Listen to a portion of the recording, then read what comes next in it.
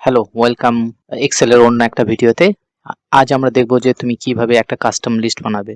দেখো, এখানে যদি আমরা সাপোজ সানডে লিখি এবং তারপর এই যে কোণাতে স্কোয়ারটা যদি আমরা ধরে টেনে দিই, তাহলে কি হয়? সানডে, মানডে, টুইসডে, এইভাবে আমরা উইক ডেজ গুলো আমরা পেয়ে যাই। কিন্তু এটা কোথা থেকে আসছে সেটা তো গুরুত্বপূর্ণ, যে হঠাৎ ভাবে তো চলে আসছে এরকম নয়, কোনো জায়গায় না কোনো জায়গায় সেট আপ করা আছে। তো ঠিক একইভাবে যদি আমরা জানুয়ারি লিখি এবং জানুয়ারি লেখার পরে আমরা যদি এটা ধরে টানি, দেখো এখানে ফেব্রুয়ারি, মার্চ, এপ্রিল এই লিস্টটা আসছে। তো এই লিস্টটা কোথায় আছে সেটা আমরা দেখব। এবং ধরো আমরা কোনো একটা কাস্টম লিস্ট নিজেদের বানাতে চাই। এখন ধরো তোমার কাছে এই লিস্টটা আছে, আমি চাই যে যখন আমি আয়শা লিখবো এবং ধরে নিচে নামাবো তখন আমার এই লিস্টটা যেন রিপিট হতে থাকে। তাহলে সেটা আমরা কি করে করব সেটা আমি দেখাবো। তো তার জন্য তোমাকে যেতে হবে এই যে অপশন আছে এক্সেলের, এই অপশনে গিয়ে আমাকে যদি আমরা অ্যাডভান্স অপশনে যাই এবং একদম নিচের বরাবরে আমরা চলে আসি, তাহলে এখানে দেখো create list for use in sorts and field sequence. তো এখানে এডিট কাস্টম লিস্ট যদি করি, তাহলে আমাদের দেখো যে এখানে বিভিন্ন লিস্টগুলো অলরেডি প্রেজেন্ট আছে। তো এখন এখানে আমরা নতুন কিভাবে আমরা একটা লিস্ট অ্যাড করতে পারি। তো এখানে আমরা জাস্ট অ্যাড, এখানটা থেকে আমরা জাস্ট নিতে পারি, অথবা এখান থেকে ইম্পোর্ট অপশনেও গিয়ে আমরা নিতে পারি।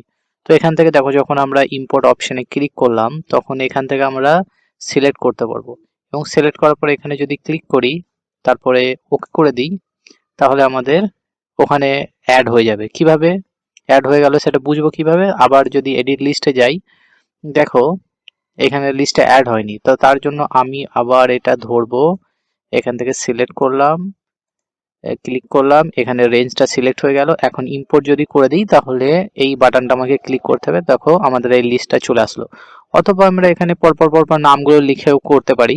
এখানে নামগুলো লিখবো, তারপরে ইম্পোর্ট করে দেবো। এবং এখন যদি আমরা ওকে করে দিই, তাহলে আমাদের কাজ সম্পূর্ণ হয়ে গেল। এবার আমরা জাস্ট ওকে করে দেবো। এখন আমি যদি AISH এটা যদি টাইপ করি এবং টাইপ করার পরে এখানে যদি আমি নিচে নামাই, দেখো এটা রিপিট হতে থাকছে। আমি যদি আবারও নিচে নামাই, তো আমার রিপিট হতে থাকবে।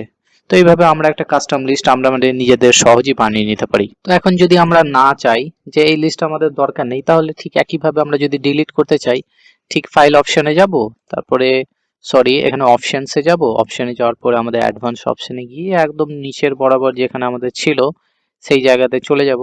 তারপর এই যে এই নিচের যে লিস্ট আছে সেটা আমরা কি করব, ডিলিট করে দেবো এবং ওকে করে দেবো। তাহলে আমাদের হয়ে গেল।